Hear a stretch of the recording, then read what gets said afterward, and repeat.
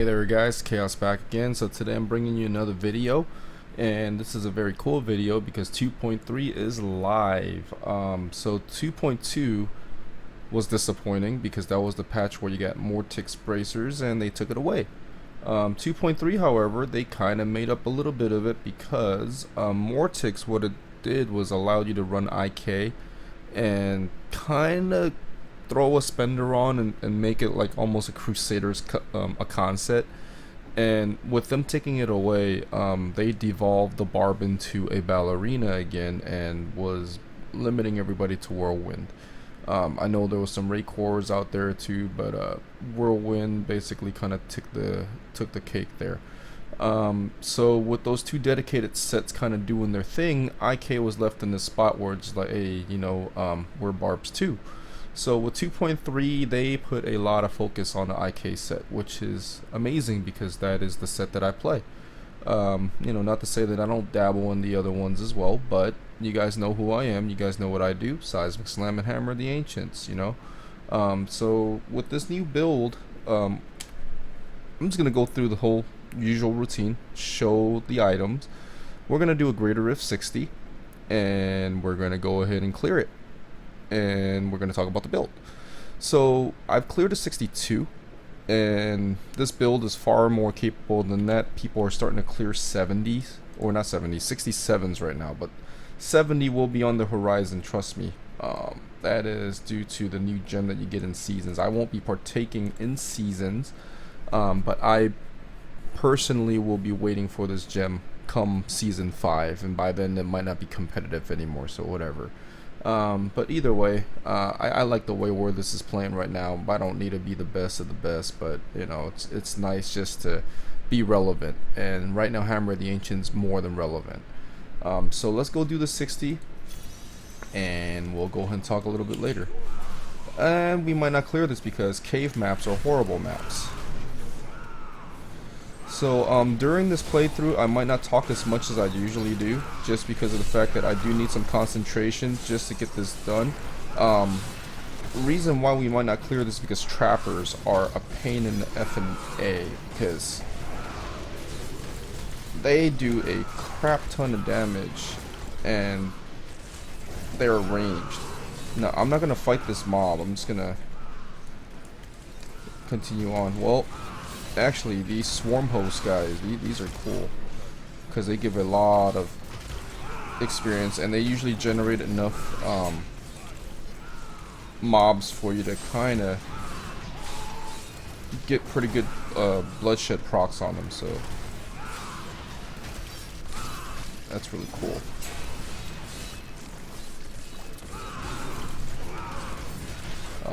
That's another mob.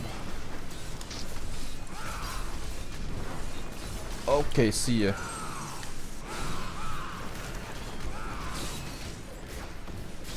Don't fight arcanes, guys. Just say no to arcane. Now, with two of them sticking together, it might be worth taking some time to fight, but I don't think arcane is going to be smart. So you can see that was like 25% of their damage or their life. Ice Caves in general is a horrible map. Like, I almost instant quit whenever I see this map, just because it provides almost no progression due to the limited amount of mob density. And be careful of your Call of the Ancients because they can die at this level, and if they do, you are in a world of hurt. One thing about this build is I should have shown you guys the skill before I came in here, but whatever.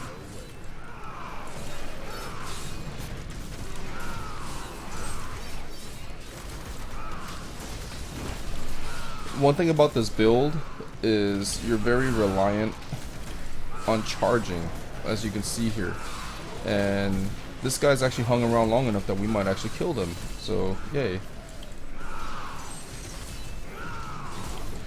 You definitely don't want to chance it. And the thing I was actually going to say is I just did a filler thing there. It made no sense at all when I was talking about life for free spin or whatever. This build is really reliant on keeping your Call of the Ancients up for mitigation. This build actually has cheat death, whatever the hell that's called. I can't think of it right now while I'm playing. Your cheat death passive on there, it's kind of the cue, not juke that guy there, that's kind of the cue to check your Call of the Ancients whenever that procs, because generally like on a 60 it shouldn't, because I've kind of lived through just everything right now, and you know it wouldn't usually proc, and if it does, it usually means that they're dead and you're dead, and if you're dead you want to check to make sure they're not dead, because if they're not dead then something's wrong. And if they are, recast them and continue on merry way. Now, the one thing I will say for this build, though, it's going to be a lot of things I'm going to say about this build, but one of the lot of things that I'm going to say about this build is you want to definitely make sure that you get your charge skills on point. And we missed one of these blue guys somewhere. That's not good. Because you will need charge to both get out of trouble and also to charge your fury once in a while when your gavel isn't doing the job. So what a gavel does, which is the weapon, gavel of judgment, is allows you to regain fury by hitting 3 or less targets with Hammer of the Ancient, which is usually a spender. And the significance to that is you don't run out of fury. And this build also consists of the new shoulders, which give your Call of the Ancients fury. And coupled with that, you can fight large or small mobs and not worry about fury issues, which is amazing. And another amazing thing is fury is good for, not only for attacking, but healing you. So giving life or fury spent on a build that has infinite fury means literally infinite life if you can sustain it. That's a huge boon to the tankiness of this build. I mean, it is not mitigation that's really doing all of this, it's really the healing. Malilord, where the hell did that guy come from? Don't mess with that guy.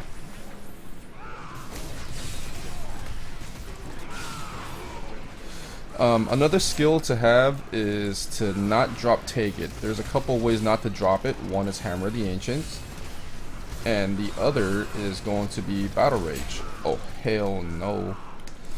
And Battle Rage is important. Another arcane mob, are you freaking kidding me? And I'm literally spamming Battle Rage willy-nilly. It's about as literal as you can get spamming this skill. Okay, we're gonna have to wait for traffic here and then clear out once they give us an opening, like now.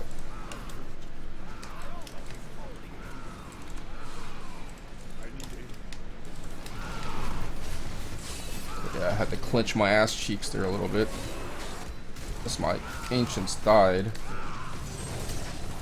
and I wasn't left with many options to get out of that mess.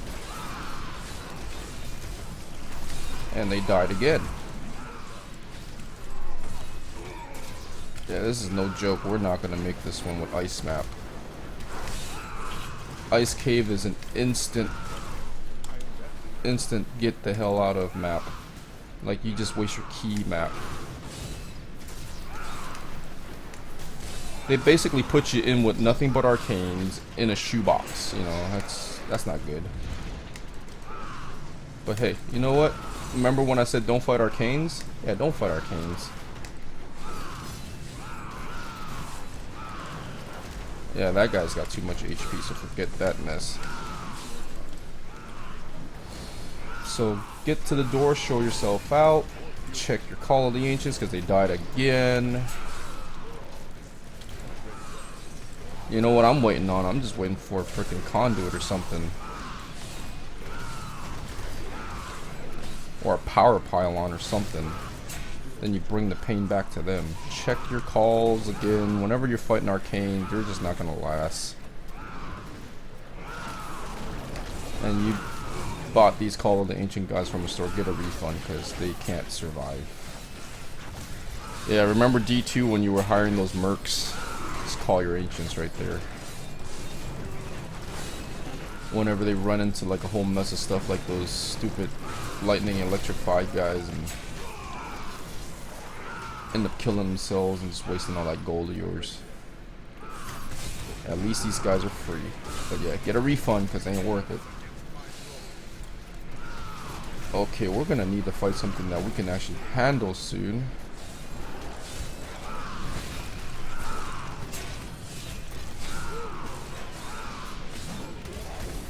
Oh, look, it's our friend Arcane. What the hell? I'm not fighting this one. I'm not lying this time either. But I want to get these guys, these swarm hosts.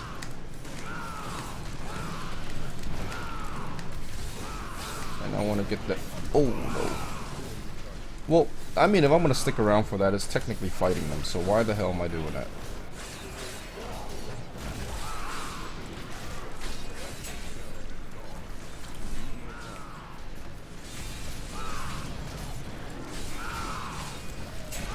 Yeah, not much to say about the way the build works, because I've been doing Hammer the Ancients videos for a while. So if you stumble onto my video for the very first time, you know, how did you get lost on YouTube?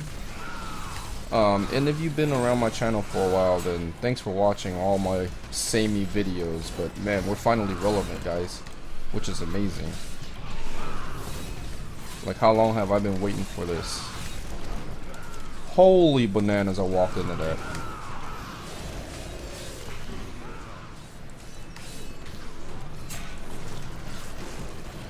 Cool, got those big targets that I wanted.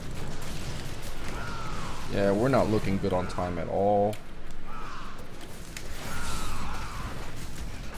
Ball gets are usually horrible for progression because they get paired up with these guys, which have an insane amount of health pool for the progression that they give. So they're always a bad value.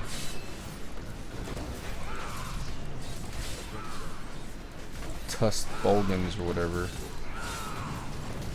They nerfed a lot of the zombie rifts, and sad part is they're still best for progression, so nothing's really changed there. What they did change was lower the life pool of Rift Guardians, so they put more emphasis on clearing the rifts, which is great, but you know, a lot of these guys are still out of whack on as far as what they give you progression wise versus the effort into killing them. Now, the melee mobs are not a big issue. Melee mobs all kind of die the same. There's very few, outside of those big heavy hitters that have those big wind-up animations that you have to treat differently. Chargers you have to treat differently, like these Tusk Bolgans are chargers. Oh, guess what? You guys don't have Arcane. You guys are effed. Because you will die.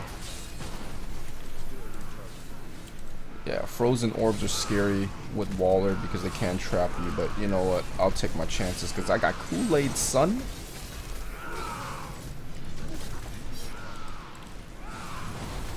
Yeah, and seriously with the pylons though, guys. I could use a pylon. The new Waller changes are amazing. The whole not sticking walls on top of each other. Thank goodness. Like, how long did it take for them to finally realize that was an issue, right? Oh wait, but of course if you're not playing melee, nobody cares. Oh, dead end, of course dead end.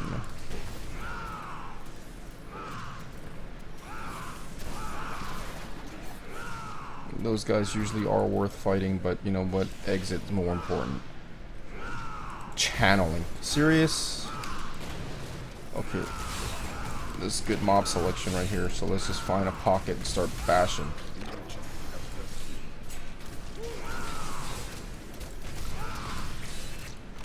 And these guys give a ton of XP or progression. Only thing is, like, the archers that they spawn actually do work. They do a lot of damage. In packs, you can't let them grow to an insurmountable amount. If you do, yeah, you're gonna hate life. Oh, fire chains, Waller, Molten. Just don't get caught in Molten and you'll be fine. Fire chains aren't as scary as they used to be. We might spawn the Guardian here, and if we get a face tank Guardian, we might be okay. Oh, when I'm taking damage like you see there, it's usually a good sign that I lost my Call of the Ancients. whenever you see the red screen of death pop up. So you start to build a game sense if you play enough of these rifts that, you know, even without looking in the corner sometimes you can see that your ancients aren't having a good day. Oh, Hamlin is not a face tank, but he's close. I don't think we got the time though. Now, given that I started with ice map, if we clear this, I would be pretty happy. In time, of course. We're gonna have to do this dance here with Hamlin because of this freaking rats of his. I might not have to actually. Let's give it a shot. I might be able to just charge through and spam hammer the ancients and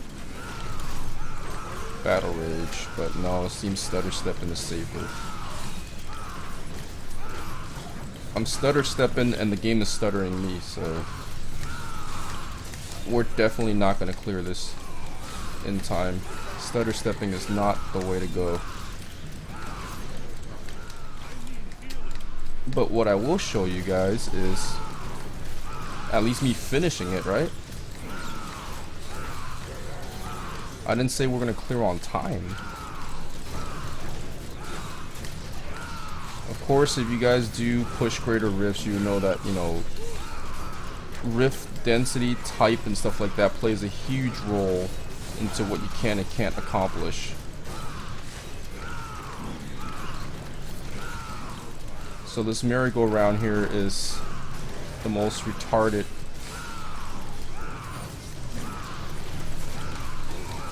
way to end the video, I think. And I'm doing a pretty bad job of using my charge to proc my Bastion set, and also, well, that's the only thing I can do actually on a Rift Garden is proc my Bastion set.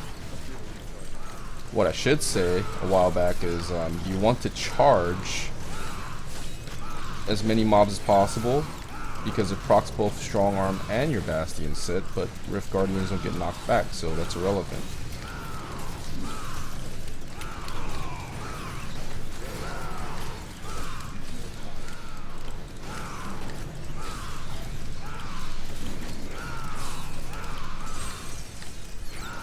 Yeah, this is this is really excruciating to watch. I don't know, I guess if somebody you're a sadist or something like that, it might be interesting to you, but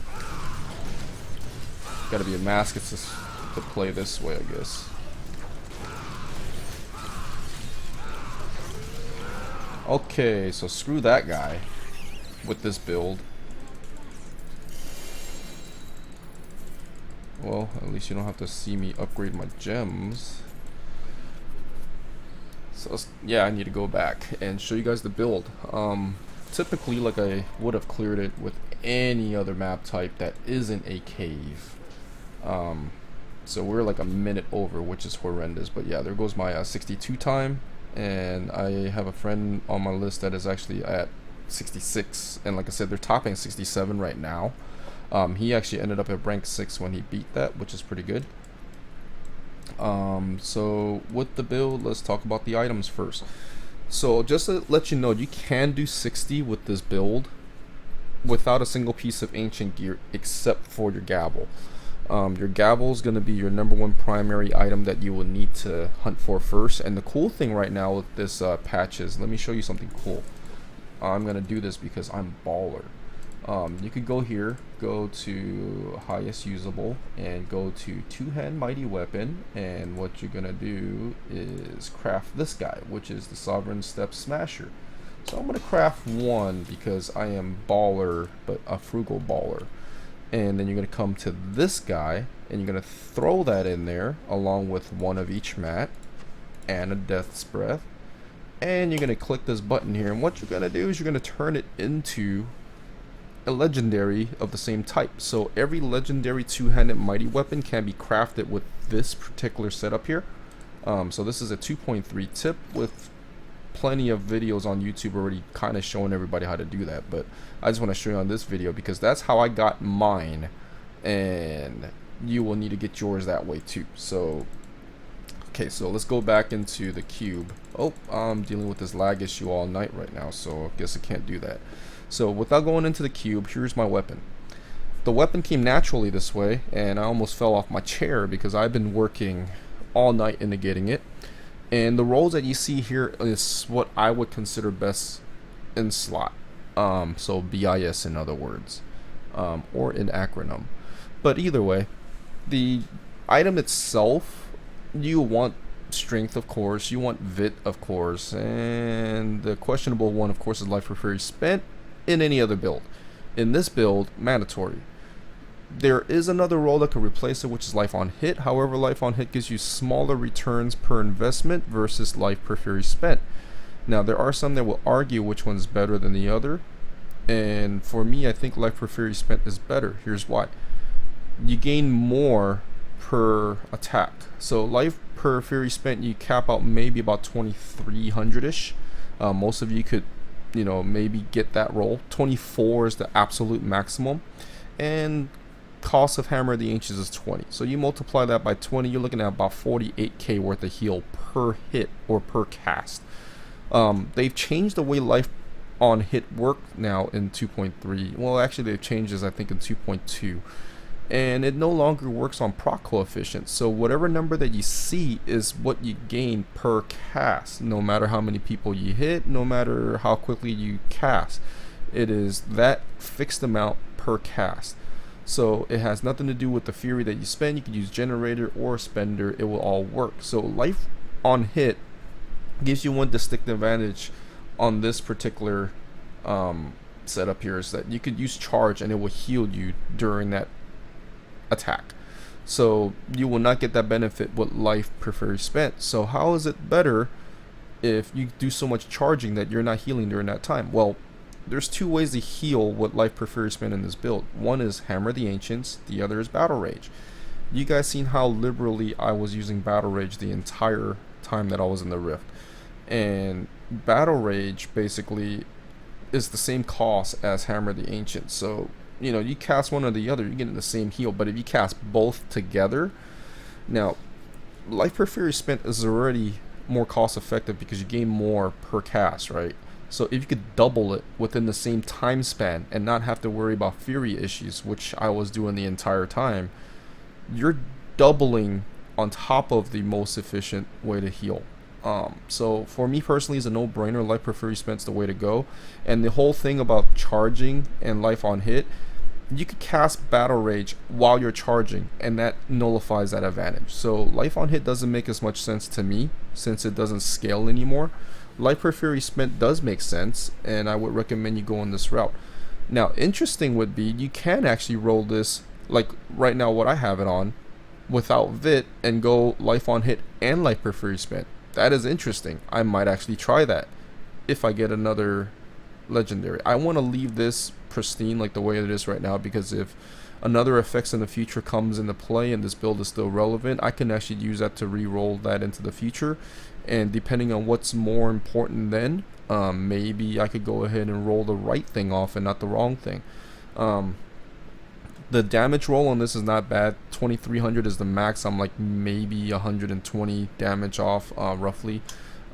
I'd say, like, if you could get a gavel, roll it to this spec, no qualms about it after getting it this way. The fury return, not a huge deal. More's better, but it doesn't make or break the build because fury's pretty much infinite anyways. So long as you're not using fury, honestly, is really the way to go.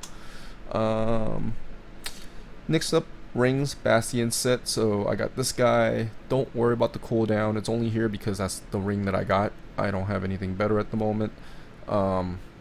People have been experimenting, however, with area damage. I am not a min-maxer. I don't do math on how to build. I just play the game, and if it kills faster, that's what I go with.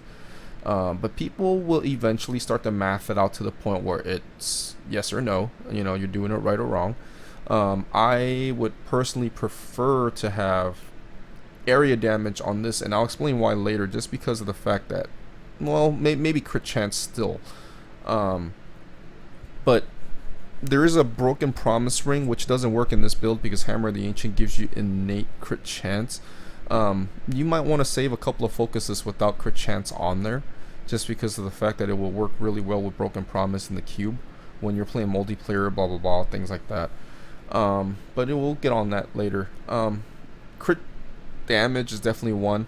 If you don't do cooldown and you don't want crit chance, let's say you can roll average damage. You know, it's another damaging roll that you can add on here, but it's not great. But we'll leave it at that, right? We'll leave it at that for now. This ring can still be better, let's just put it that way. Cooldown's definitely not what you want on here, but I can't change it at the moment. So gloves. Gloves, you don't want any kind of funky stat on here. No cooldown, no resource, no attack speed. You want exactly what you're looking at here. Strength, vit, your 2 crit rolls, and single resistance. That's important. And you don't want all res on your gloves, because 750 stat is one of those places where you find it on your gloves and your helm. You definitely want main stat on those 2 slots because they give you more stats. You get that on your amulet as well, but amulets are amulets. They're a lot different than armor pieces, I think, because those are pretty offensive pieces. So are your gloves, but you don't want attack speed on here, because with Pain Enhancer in the build, you won't notice the increased attack speed here, because this gives you so much attack speed that is irrelevant, especially in greater risk where the density is high enough that, you know, you're off the charts in attack speed.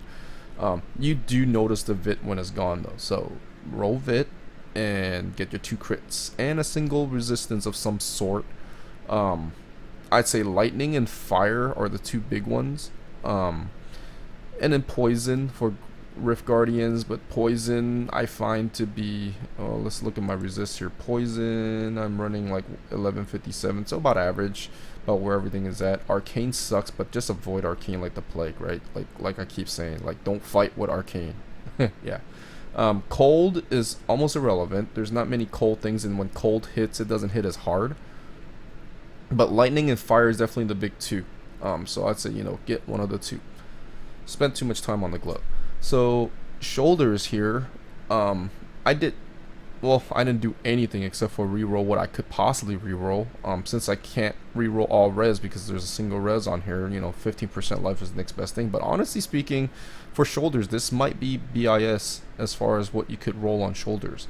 Fire res on single, and then you get the area damage. Shoulders being one of those few places where you can roll for that stat, so definitely get it where you can, right?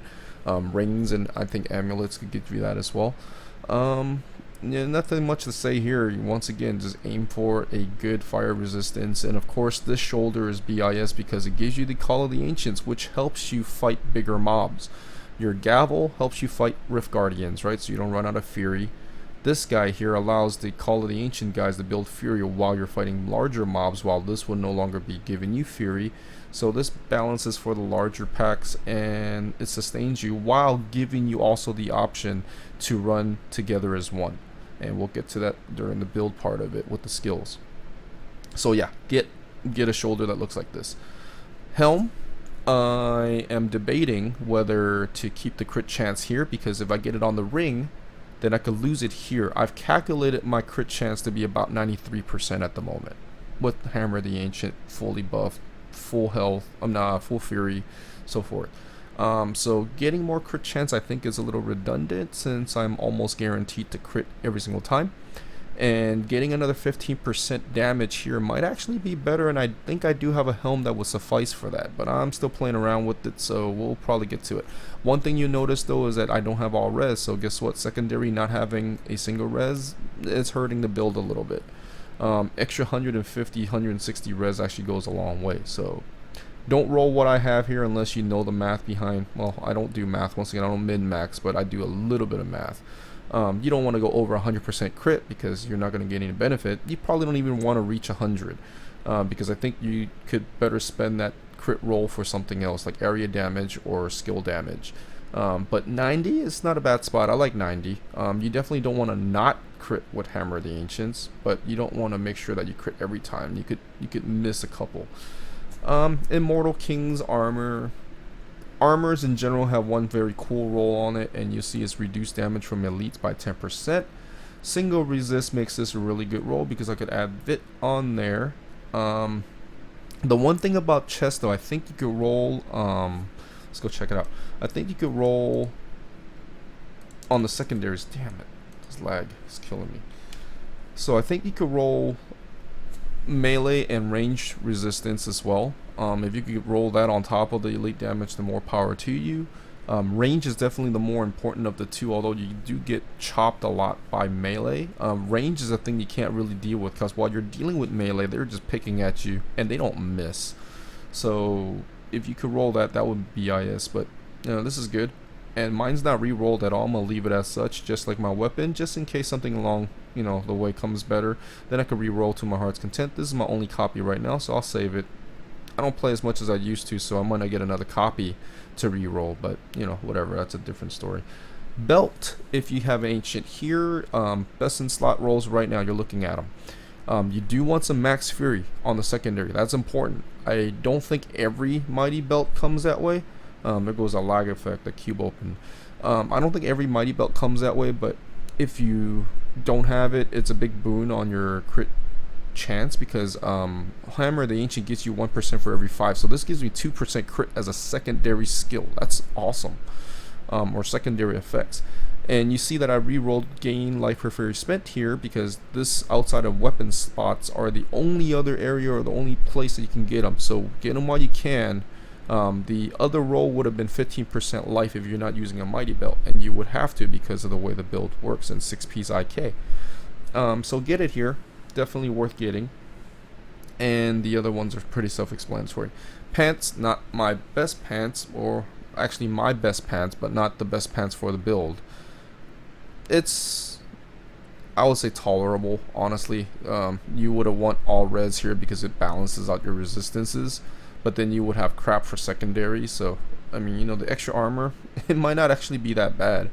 So either or. I got lightning. I mean, you know, if it was arcane or cold, like I probably wouldn't wear these pants. I've got another pair that has, I think, lightning on it as well.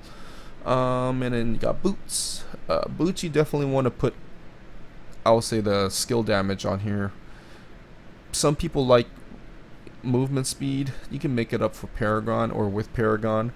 And some people would trade out the all res for a single res for the speed. And you gain a little bit more strength for that. Now, strength is something that you gain with time. And anywhere that I could sacrifice strength for something else important or useful, I think it's a good trade. Then, of course, you know, it's debatable. For me personally, I like the all res because you're going to have to round some of it out. This is one area where you can do it. But yeah, I would definitely roll the free damage here because there's so much multipliers that multiply freely and not rolled into itself that every percentage gain on any kind of damage just gets boosted up so many times. And that's why you're seeing like the power creep, which is more like power leap. Went from, I think Hammer the Ancients is maxing out 200 mil or something like that to now like 10-15 bill, you know, or more with COE ring. So it's, yeah, it's crazy how much you can add. So amulet, I got pretty lucky. This amulet here is pretty good. Of course, it could be better with a secondary all res, or not all res, a single res of some sort. Numbers could be higher still, but I mean, you know, the Berserker Rage passive is perfect for this build. Fire is perfect. I have two similar amulets that have no main stat, just fire or, you know, element with both crit rolls. This just happened to be the way that it is, and it works perfectly for this build. So aim for something like this, and they're a lot easier to farm now. Key Guardians drop straight up machines now, so you don't have to, like, say, farm 4 to get 1 machine, blah blah blah. And on top of that, if you're clearing a T10, they could drop up to 3 organs per run. So you could, you know, on a good run, like they drop 2 to 3, you can make 3 amulets off of 1 run, and you can make 1 run by just clearing the Key Guardians, you know, 1 through 4 or whatever. So they're pretty easy to farm for now. Spend some time getting it because Hellfire is BIS in many different builds. You know, I highly recommend it. The immunity amulets just really doesn't compare to a 5th passive. Barb passives, there's 5-6 good ones maybe. Having 5 out of the 6 is really good. Bracers of the First Men. The bracer slot, you can actually do strong arm or bracers of the First Men. This is the newer one. Now there are advantages in getting strong arm in the main slot versus this, but I got lucky and I got a really good one. Once again, untouched re-rolling, don't have to really. Some people will go, okay, well you want single resist on secondary and then get a VIT roll here. Once again, that's debatable for me. More VIT's good. More VIT definitely isn't bad. Single resist is good because they roll higher than all res, but you're gonna have to sacrifice some single reses to even out your resistance pools. You can't. I mean, you know, even the cold doesn't hurt. If you're leaving that sucker at 500, you're gonna get hurt by it. You know, you can't have it where it's so drastically different. So you know, my pool right now is maybe a 200 different, right? Like 1100, 900. So that's, you know, like 1200 here. But low to high, about 200 difference. I like the way that this is set up. I don't really need any more VIT as I'm sitting on 916k health already. I might change this, but what I'm saying is that, you know, hey, something else might come on the bracers I could roll in the future. I'm leaving it as is. The other big thing though to note is, despite all the other stuff, the first 4 main primary, you have to have a good roll on your Hammer of the Ancients damage on the yellow text. The reason why that is because you have a pretty wide range. It goes from 150 to 200, and it stops every 1% of the way. So there's 50 possibilities that you could roll, and I've seen them average out to maybe about 160. And I got pretty crappy luck, I guess. But here's the thing: when you're going into the cube and you're placing things in the cube, it gives you the highest value of any of this range roll. So you know, the 150 to 200 that you've seen on the Hammer of the Ancients attack, if you put it in the cube, it's going to give you the max. So it's easier to max this value out and get full benefit because the 50% faster attack is also rolled into this text. You get the full benefit of these bracers, and if you strip that away, you get an ordinary ornate bracer. Because strong arms has been around for a long time, most people have a good one of those. Your first Hammer of the Ancients bracer might not be as good as mine. This is my first one, maybe second one, but it might not be anywhere as good. You're going to get more benefit by maxing out the 200% damage than you are with anything else. The strong arm bracers, what you're going to gain is 30% on the knockback. But here's the thing, knockback doesn't benefit Rift Guardians. Although it does help with the rifting part of it, you're most likely going to be able to get a better strong arm than you are one of these. That's all I'm saying. So, you know, it's interchangeable. Most people are going to go strong arm first men in the cube. I got lucky, so this is the way that I'm doing it. But, you know, roll here, really the only change is, like I said, if you prefer VIT to single res, that's the way that you roll this guy. The restraint I have could have better damage on the crit. Once again, it's what I like, and it's got single resist on this ring as well, which the other one did. The other one actually doesn't. Pretty self-explanatory. These rolls here I like. And that is it for the items. I know this is running a little bit long, but for those of you that run Hammer the Ancients quite a bit, you know, I'll probably put some timestamps and let you jump around a bit, although it's kind of late to do that. Leveled up here. Let me just put all my points back. Just messing with it. So with Paragon points, let's talk about this before we jump into skills. This is pretty self-explanatory. You need movement speed. This is 10% crit because of Hammer of the Ancients. So you give it Fury, every 5 you get 1, right? So my pool is at 184, comes up to like about 36 or so. I did the math. And this is all rolled into crit chance. Well, like I said, I'm maxing out with 10 here, 3 here, 36 or whatever here, and then you got 44 natural. Natural with this, of course. I'm coming up to about 93%, so you definitely want this. Now, not only that, but oh, that's cool. With this one here, you're looking at maximum fury. You want this as a buffer as well, because when your gavel isn't working, you know, when you're fighting large mobs, you will be starved pretty quickly if you don't have this pull. But on top of that, this is a better ratio for crit chance than crit chance itself on your Paragon points. So I highly recommend doing it this way. And then next tab, these are the order of importance. Is the 2 crits, attack speed, and cooldown. Cooldown is almost non-existent. This has its own cooldown. This basically needs cooldown, but then you get it from IK. And then this guy here is the only thing that benefits from cooldown, because this also gets it from IK. So all of these have built-in cooldown reduction except for this, so it's not relevant, but whatever, you know, every little bit helps, I guess. Just give you a little bit more fury when you need it. It's like a third option. Attack speed is good for both DPS and healing. The faster you attack, more you heal, but once again with pain enhancer, 10%, it helps, don't get me wrong. Not as important as these two, because this is how you kill things. And defense skills, all of these guys here, life regen is most useless, pretty self-explanatory unless you're completely new to the game. I don't think I need to explain that. Utilities, here's with utilities, you leave points off of here because it doesn't help anything. All it does is just take away from your heals. So this is the tricky part of it, but other than that, pretty much the same. Gold find, definitely important, right? So, you know, max that out as fast as you can. So all said and done, let's go to skills. Is the fun part. So Hammer the Ancient Smash, most damaging rune. I just happen to have fire gear, so whatever. No, you want this because there's no way to match the damage, and once again the multipliers are so high. If you start on a lower multiplier, it just takes away from damage so much. It's hard to make up for it. When you're throwing so many independent multipliers on it, like IK, strong arms, which are all in its own category, and then you got your Bastion set, which is, you know, 50 times itself, and then you multiply to the damage.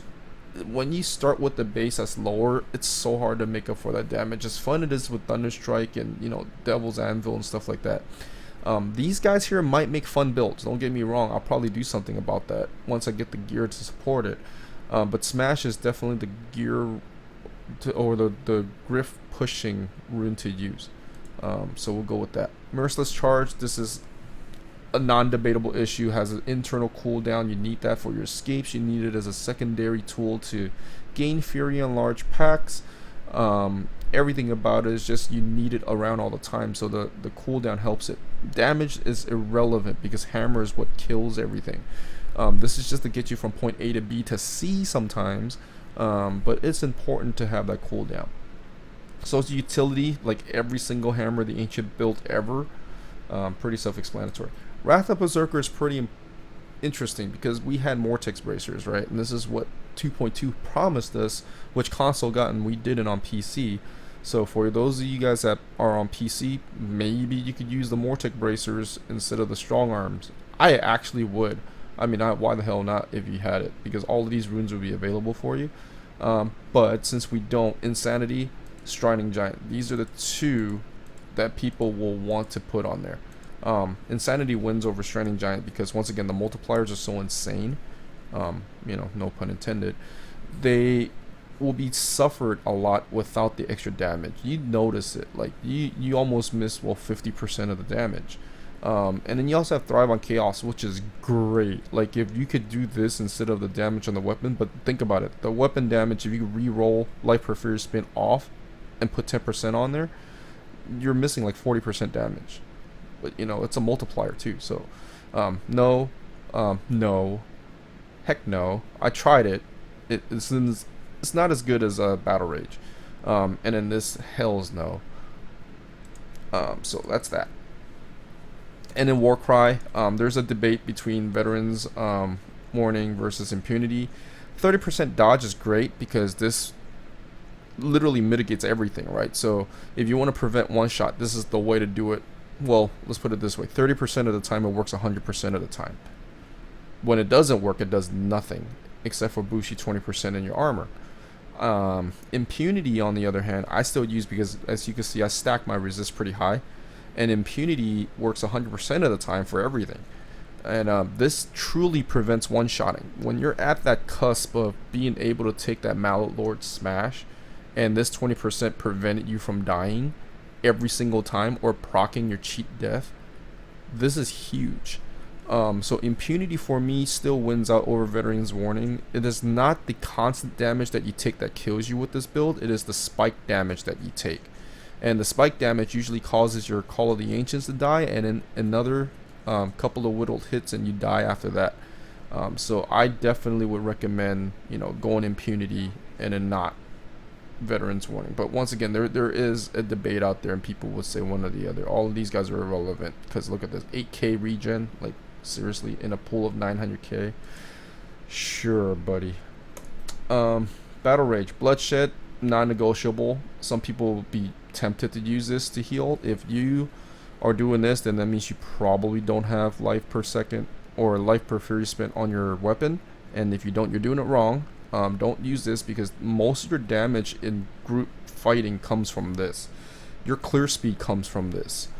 Hammer the Ancient has always married itself to this, and they're not looking for a divorce anytime soon. So this is the way to go. None of these other guys here make up for any of that. Although this is intriguing with Hammer the Ancient, this is almost useless. Bloodshed's definitely a way to go. So Call of the Ancients. This is the reason why you pick Insanity versus Striding Giant, because right now with the shoulders you get this for free. This was the staple for every single build that you use these guys on, because more fury means more options for everything, and some builds it's the only option. It's like you can't do it without Ancient's Fury, so now they give you a shoulder that just gives it to you for free. Awesome. So now you look at all these other ones. Well, there is no direct multiplier to damage, except for this one because you get crit chance, right? Once again, I'm already at 93%. This will put me over the top at 103. Pointless, useless. And this, reducing 50%, allows you to bypass this and gives you that. So, you know, that's huge. Anywhere that you can get a multiplier, you do it. And anywhere that you can't, and you have an option to reduce, do it. So this kind of gave Wrath of Berserker the option.